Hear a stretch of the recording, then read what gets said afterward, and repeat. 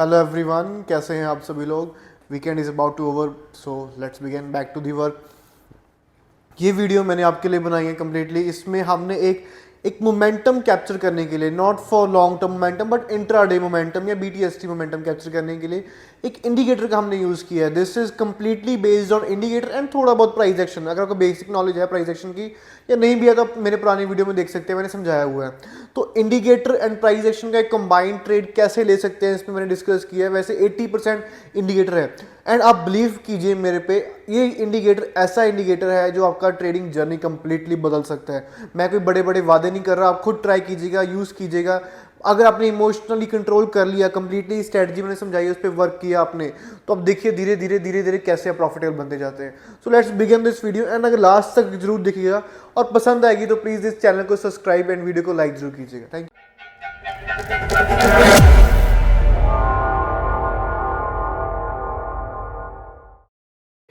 तो हम आज बात करेंगे एक मोमेंटम बेस्ड ट्रेडिंग के बारे में। आप कैसे एक अच्छा खासा मोमेंटम एक कैप्चर कर सकते हैं अपने निफ्टी, बैंक निफ्टी, किसी की भी ट्रेड्स में with the proper confirmation. Price action trade okay, बहुत अच्छी बात है प्राइस एक्शन की ट्रेड लेना, मैं खुद उसके अकॉर्डिंग ही ट्रेड लेता हूं। बट प्राइस एक्शन बहुत ज्यादा बार फेल होती है, तो उस केस में हमें समझ नहीं आता यार हमारी गलती कहाँ पे हो रही है। प्राइस एक्शन हमारी एनालिसिस तो सही है बट ट्रेड फिर भी गलत हो जा रहा है। तो उस केस में हम हेल्प लेंगे इंडिकेटर्स का।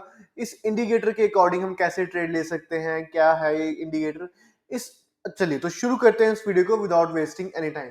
तो जो इस इंडिकेटर का नाम है, the name of this indicator is moving average exponential और ईएमए। ठीक है, अब इस ईएमए या मूविंग एवरेज एक्सपोनेंशियल के अकॉर्डिंग हम कैसे ट्रेड ले सकते हैं, क्या है। सबसे पहले अगर बात करें वर्ड एवरेज का या मूविंग एवरेज का क्या मतलब है। मूविंग एवरेज स्टैंड, अब देखिए एवरेज क्या होता है, एक ऐसी वैल्यू जिसे काफी नंबर्स को कंबाइन करके निकल के आई है। आई थिंक एवरेज जब मैं वर्ड यूज कर रहा हूं तो आप सभी समझ पा रहे होंगे इजीली क्या होता है। ठीक है, तो अब इस एवरेज का क्या काम है, कैसे। अब मेरा क्वेश्चन है, सपोज करिए आपकी एवरेज इनकम आज डेली की एवरेज इनकम 10,000 के हिसाब से है। डेली का आपकी एवरेज इनकम, तो आपकी एवरेज इनकम डेली 10,000 से 20,000 कब होगी, जब आपकी इनकम बढ़नी शुरू होगी। तो सेम यहाँ पे भी है, जब यहाँ पे स्टॉक का प्राइस बढ़ना शुरू होगा तो एवरेज हमारा ऊपर जाने लगेगा। अब आपकी एवरेज इनकम की एवरेज गिरेगी कब, जब आपकी इनकम डाउन जा रही होगी। तो सेम यहाँ पे भी स्टॉक डाउन जा रहा होगा तो एवरेज की लाइन नीचे आने लग जाएगी। बट जो अगर तो एवरेज ऊपर जा रही है तो भी सही है, नीचे जा रही है तो भी सही है।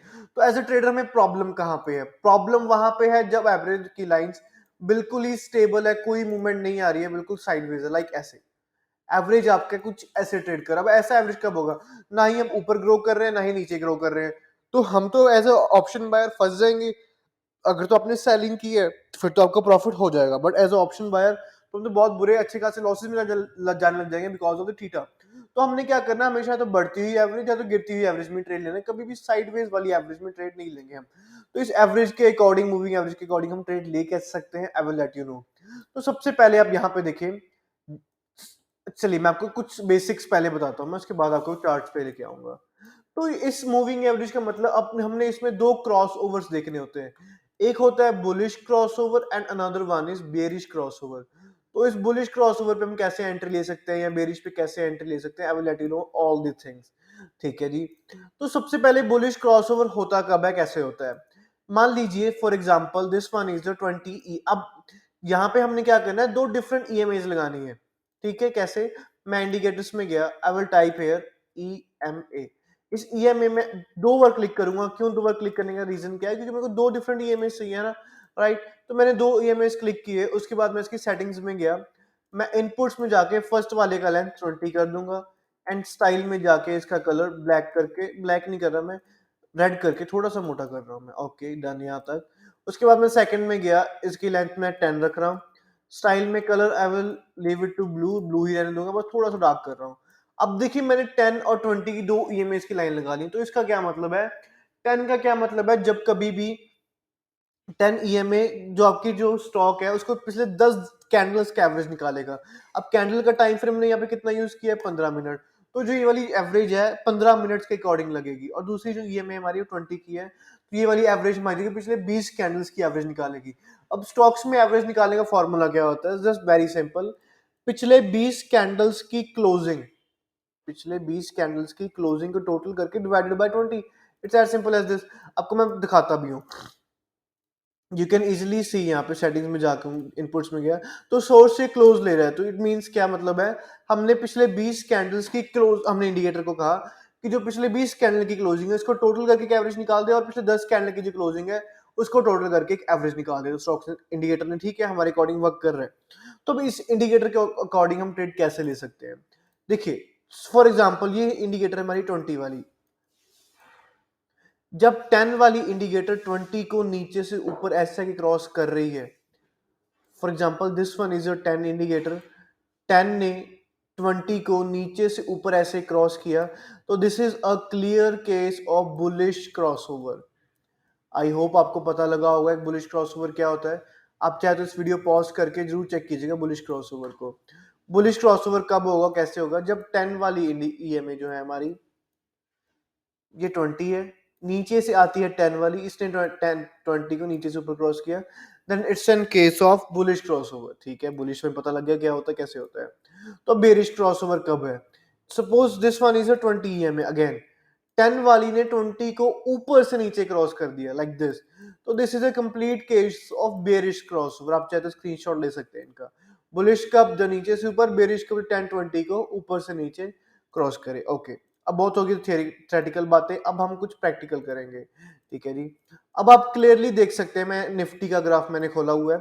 निफ्टी में फ्राइडे के डे कुछ खास मोमेंटम तो नहीं आया था, आपने भी देखा ही होगा, बट फिर भी अगर इसमें हमने ट्रेड लेना है, हमने एंटर होना है इस ट्रेड में, तो कैसे एंटर हो सकते हैं, is at simple as this. देखिए मैंने जैसे यहाँ पे इस कैंडल के साथ जैसे ही क्रॉसओवर होता है, आप देख सकते हैं क्रॉसओवर के बाद सबसे पहले ये कैंडल बनी है, तो मीन्स इस कैंडल की वजह से यहाँ पे क्रॉसओवर हुआ होगा। जैसे ही इस कैंडल की वजह से यहाँ पे क्रॉस ओवर होता है, तो मैंने कुछ नहीं करना, I will just wait for the इसका हाई टूटे। अगली ही कैंडल ने इसका हाई तोड़ दिया, नो डाउट अगली कैंडल हाई तोड़ने के बाद नीचे भी आई थी, कोई प्रॉब्लम नहीं है मुझे। अगर आप प्राइस एक्शन ट्रेडर हैं तो मुझे पता है आप क्या सोच रहे होंगे, आपने इसका हाई का वेट करना है क्लोजिंग के ऊपर, ठीक है बहुत अच्छी बात है, बट यहाँ पे हम इंडिकेटर के अकॉर्डिंग ही ट्रेड ले रहे हैं। तो जैसे ही इस कैंडल का हाई टूटता है, तो मेरा काम क्या है, इस कैंडल के हाई टूटने पे मैं सिंपली जस्ट कॉल बाय कर लूंगा। मेरे माइंड में और दूसरी तीसरी चौथी कोई भी चीज नहीं आनी चाहिए, एक चीज आनी चाहिए, मोमेंटम वो अपना हाई ब्रेक हुआ, कैंडल क्लोज हुई, कॉल बाय, बस। तो मैंने क्या किया, मैं अराउंड इस लेवल के आसपास आई एम अज्यूमिंग कि हमने कॉल बाय कर ली। अब अगर मैं यहाँ पे कॉल बाय कर रहा हूँ, तो मेरा सबसे इंपॉर्टेंट सबसे बड़ा चीज क्या होगा, मेरा स्टॉप लॉस कहाँ पे है। तो मेरा स्टॉप लॉस कहाँ पे होगा, इसी, या तो अब देखिए अगर आप इसमें थोड़ा सा हम अब मैं आपको चार्ट के अकॉर्डिंग खैर छोड़ दीजिए, हम ट्रेड नहीं ले रहे। अब इसमें हम स्टॉप लॉस लगाएंगे जहां पे दो पॉइंट्स आपस में क्रॉस ओवर हुए हैं। ठीक है, अगर आपको प्राइस एक्शन की थोड़ी सी भी नॉलेज है या नहीं भी है तो आपको इसे शेयर करता हूं। अब आप देखिए यहाँ पे मार्केट ने एक सपोर्ट लिया था, आप क्लियरली देख सकते हैं। तो मैं करूंगा सपोर्ट के जो लोएस्ट पॉइंट पे है अपना स्टॉप लॉस यहाँ पे ले आऊंगा सिंपली, जहां पे मार्केट ने प्रीवियस स्विंग बना के एक सपोर्ट लिया होगा, वहां पे मैं अपना स्टॉप लॉस ले आऊंगा। अब देखिए according to risk reward ratio, मैंने कहीं मान लीजिए इस कैंडल पे एंट्री ली, यहाँ मेरा स्टॉप लॉस आ गया, तो जो मेरा minimum risk to reward ratio होगा दैट वुड बी अराउंड 1:1.5। अब यहाँ पे मेरा टारगेट तो यहाँ पे है, मार्केट यहाँ से ही घूम गई। अब ऐसे केसेस ही तो होते हैं जो हमारा इंडिकेटर या हमारी स्ट्रेटजी में फंसाती है। अब देखिए मार्केट यहाँ से नहीं घूमी, हमारी एनालिसिस में थोड़ी प्रॉब्लम है, हम अजम्पशन थोड़ी ज्यादा करके बैठे थे। अब देखिए मार्केट में आप यहाँ देख सकते हैं क्लियर कट एक रेजिस्टेंस का लेवल था। मैं क्या कर रहा हूँ, for some seconds few times indicator बंद कर रहा हूँ, आप क्लियरली देख सकते हैं मार्केट में यहाँ पे एक रेजिस्टेंस लिया था, एक यहाँ पे भी रेजिस्टेंस लिया था, तो इट क्लियरली शोज कि मार्केट में there is a level of resistance. तो सिंपल लैंग्वेज में अगर आप प्राइस एक्शन के बिल्कुल बेसिक भी हैं तो आई थिंक आपको सपोर्ट रेजिस्टेंस मार्क करना नहीं आता होगा, अगर नहीं आता तो आप मेरी पुरानी वीडियोस देख सकते हैं, प्राइस एक्शन पे भी मैंने बनाई हुई है। तो मार्केट में यहाँ पे एक रेजिस्टेंस था, तो मैंने क्या किया, अपना टारगेट अगर यहाँ पे भी एंट्री ले रहा हूँ तो मेरा टारगेट यहाँ पे ही होना चाहिए, पहला टारगेट यहाँ पे होना चाहिए, ना कि वहां पे जो मेरा 1:1.5 यहाँ कहीं आ रहा था। तो ठीक है, यहाँ पे मेरा टारगेट था पहला, मार्केट ने अचीव कर दिया, मेरे को ठीक ठाक प्रॉफिट हो गया। आई होप आपको ये समझ आया होगा बुलिश ट्रेड कैसे ले सकते हैं। अब मैं थोड़ा सा प्रैक्टिकल जो मैंने खुद भी ट्रेड लिया था वो आपके साथ बताता हूँ। मैंने फ्राइडे के दिन भारतीय एयरटेल के स्टॉक में ट्रेड लिया था। आई विल टेल यू कि इसके अकॉर्डिंग कैसे ट्रेड लिया एंड कैसे प्रॉफिट हुआ था। अब मैंने कंप्लीटली मैं इंडिकेटर्स स्टॉक्स में मैं most of the time indicators को प्रेफर करता हूँ, बिकॉज़ जो स्टॉक्स में इंडिकेटर काफ़ी अच्छा खासा परफ़ॉर्म करते हैं। मैंने एक ट्रेड अपने एक स्टूडेंट के साथ भी शेयर किया था ये ट्रेड एंड उसने भी अच्छा ठीक-ठाक प्रॉफ़िट अर्न किया था उस दिन। तो मैं कर रहा हूँ यहाँ पे 10 एंड 20 का ईएमए लगा रहा हूँ। अब आप क्लियरली देख सकते हैं, इस इंडिकेटर के बाद सबसे पहला कैंडल ये वाला बना है। यहाँ पे एक क्रॉसओवर होता है, इस क्रॉसओवर के बाद सबसे पहले ये वाली कैंडल बनी है। तो मैंने क्या किया, इस कैंडल बनने के बाद जैसे ही अगली यहाँ पे हाई ब्रेक हुई, तो मैंने अराउंड 880 के करीब पे एक बाय एंट्री इनिशिएट कर दी थी। जब मैंने बाय इनिशिएट किया यहाँ पे कहीं पे, सपोज मैंने यहाँ पे बाय इनिशिएट किया तो मेरा स्टॉप लॉस बहुत सिंपल था, जहाँ से मार्केट ने रिजेक्शन लिया। वैसे तो इसका हाई था बट मैं थोड़ा सेफ्टी ऑफ मार्जिन लेके मैंने क्या किया, स्टॉप लॉस को इस क्रॉसओवर पे रखा, जहाँ पे लाइंस आपस में इंटरसेक्ट हुई हैं। अब मैं यहाँ पे लॉन्ग पोजीशन लगाने जा रहा हूँ, तो मैंने यहाँ पे कहीं पे एंट्री ली 780 के करीब एंड मेरा स्टॉप लॉस था ये वाला। तो risk to reward ratio according to our strategy it should be around 1 ratio 1.5। तो यहाँ पे कहीं पे मेरा टारगेट था। ठीक है? यहाँ पे कहीं पे मेरा टारगेट था, टारगेट तो पूरा अचीव हो गया। बट देखिए अब मार्केट ने यहाँ से पुल बैक क्यों लिया? यहाँ पे एक रेजिस्टेंस का ज़ोन था मार्केट पे। आप क्लियरली देख सकते हैं मार्केट जब यहाँ पे एक अच्छे खासे डाउनफॉल के बाद जो क्रॉसओवर देखने को मिला, तो मेरे कंफर्मेशन के चांसेस और भी बढ़ गए कि मार्केट ऊपर जाएगी। जब कभी भी आपको एक अच्छे खासे डाउनफॉल के बाद ये इंडिकेटर हम तभी यूज करेंगे जब मार्केट में अच्छा खासा डाउन मोमेंटम कैप्चर करना है। बेसिकली हमें कोई स्कैल्प तो करना नहीं है या फिर अभी लिया 2 4 5 मिनट निकालना नहीं है, हमें मोमेंटम कैप्चर करना है, क्यों ना फिर अच्छे से करें। तो ये इंडिकेटर कब यूज करेंगे, जब अच्छा खासा मार्केट एक डाउनफॉल आ चुका हो, उसके बाद जब 10 वाली 20 को दोबारा क्रॉस कर रही हो, तो इट इज द टाइम जहां पे आप फियरलेस होकर ट्रेड ले सकते हैं। क्यों? क्योंकि यहां से आपको 100 में से 8 या 9 बार तो फॉर श्योर प्रॉफिट होगा। एंड आप चेक भी कीजिए, मेरी बातों में यकीन मत कीजिए, आप चेक भी कर सकते हैं। अब मैं आपके साथ एक दो ग्राफ्स और शेयर करूंगा, पहले बाय के फिर हम बात करेंगे सेलिंग पे। ठीक है? अब मैं पहले बैंक निफ्टी पे लगाने जा रहा हूँ, नॉट ऑन मैं किसी पे नहीं, मैं बैंक निफ्टी पे लगाने जा रहा हूँ। तो बैंक निफ्टी में भी अगर हम बात करें, मैं सारी ड्राइंग्स अपनी बैंक निफ्टी रिमूव कर रहा हूँ। तो बैंक निफ्टी पे भी आप क्लियरली देख सकते हैं, जैसे ही यहाँ पे क्रॉसओवर देखने को मिला इस कैंडल के साथ यहाँ पे, तो उसके बाद एक काफी अच्छा खासा मोमेंटम मिला है मार्केट में। एंड यहाँ पे एक ठीक ठाक प्रॉफिट अगर आप ट्रेड लेते भी हो तो अच्छा खासा प्रॉफिट हो गया होगा। Same according to our strategy, एक बेरिश, काफी अच्छा खासा बेरिश, फिर ऊपर। एंड यहाँ पे भी क्या हो रहा है, आप क्लियरली देख सकते हैं काफी अच्छा क्रॉसओवर का मोमेंटम देखने को मिला। एंड अगर बात करें फिर निफ्टी की, मैं इंडेक्सेस क्यों ले रहा हूँ, क्योंकि मैं जानता हूँ हम में से ज्यादातर लोग इंडेक्स में ट्रेड करते होंगे, स्टॉक्स में नहीं जाना पसंद करते हैं। तो यहाँ पे भी क्रॉसओवर हुआ, अगर आप यहाँ पे लो लगा स्टॉप लॉस लगाते हैं तो एक अच्छा खासा एक सिंगल कैंडल ऊपर तो तक गई, तो यहाँ पे भी एक अच्छा खासा प्रॉफिट हो गया होगा। अगर सेंसेक्स की बात करें तो सेंसेक्स में भी आप देख सकते हैं क्रॉसओवर काफी अच्छा मोमेंटम आया। ये एक दो बार की कहानी नहीं है, ये बहुत बार होता है ऐसा। अगर आप किसी स्टॉक्स में भी चाहें तो मैं क्या कर रहा हूँ, रिलायंस का स्टॉक खोल रहा हूँ। I'm opening the stock of Reliance। अब आप देख सकते हैं यहाँ पे क्लियरली रिलायंस के स्टॉक में अच्छा खासा डाउनफॉल देखने को मिला है। उसके बाद यहाँ पे क्रॉसओवर हुआ एंड स्टॉक काफी ऊपर अच्छा मोमेंटम शो किया स्टॉक ने।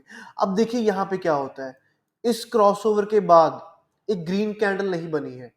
क्रॉसओवर यहाँ पे हुआ है कैंडल, बट कैंडल का कलर ग्रीन नहीं, एक डॉजी टाइप कैंडल है। तो मैं यहाँ पे एंट्री लूंगा ही नहीं, ना ही इस कैंडल का हाई ब्रेक हुआ है।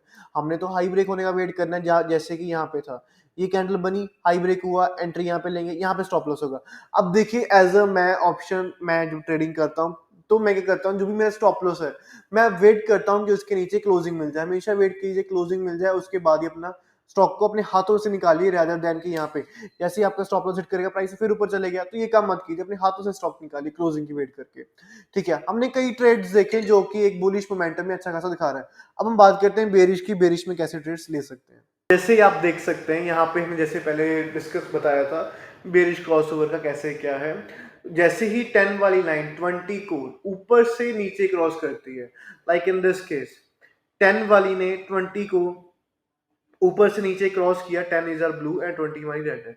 तो आप देख सकते हैं यहाँ पे इस कैंडल बनी अगली, जैसे ही इसका लो टूटता है मैं ट्रेड लूंगा with the stop loss of here. क्यों? मार्केट ने यहाँ पे एक पुल बैक लिया था छोटा सा, तो यहाँ पे मैं स्टॉप लॉस लगा के ट्रेड लूंगा। तो अगेन इस स्टॉप लॉस लगा के मैं ट्रेड लूंगा एंड टारगेट को अपना अगेन 1:1.5 पे रखूंगा। एंड अगर आप कैलकुलेट करेंगे तो 1:1.5 का टारगेट पूरा अचीव भी हो गया होना है एंड एक ठीक ठाक प्रॉफिट हो गया होगा इस केस में भी। तो यहाँ पे क्रॉस ओवर हुआ बेरिश, यहाँ पे भी एक बेरिश क्रॉस ओवर स्टॉक में काफी डाउनफॉल देखने को मिला। तो अब कभी भी ये इंडिकेटर अपना के देखिए, यूज करके देखिए, आपको पता लगेगा बेसिकली कि आप इस इंडिकेटर के थ्रू एक काफी अच्छा खासा प्रॉफिट अर्न कर सकते हैं। एंड लिटरली अर्न कर सकते हैं, तो बिलीव मी आप अच्छा प्रॉफिट अर्न कर सकते हैं सिर्फ और सिर्फ इस इंडिकेटर के हिसाब से भी।